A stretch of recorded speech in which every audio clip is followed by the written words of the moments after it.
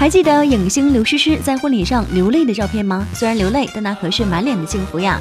但现在，对于一只脚已经踏入财经圈的刘诗诗，面对包风科技一头向下的股价，或许内心是崩溃的。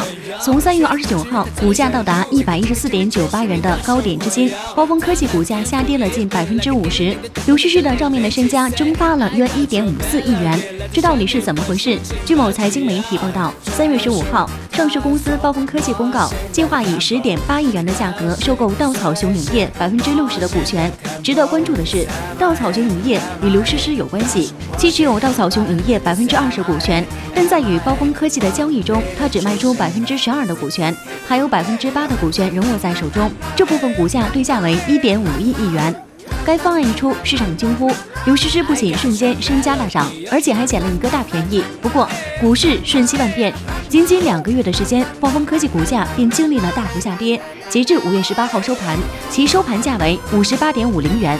与3月29号的114.98元高点相比，股价惨遭夭折，前述273万股对应的市值也缩水到了1.6亿元，刘诗诗对应的该部分股份市值便大幅缩水，市值便减少了1.54亿元。值得注意的是，股价的下跌不只是带来市值的缩水，还让公司的重组事项面临破发的窘境。当然，股市的涨跌谁也说不准，刘诗诗财富如何变化，也只有看包风科技股价如何表现了。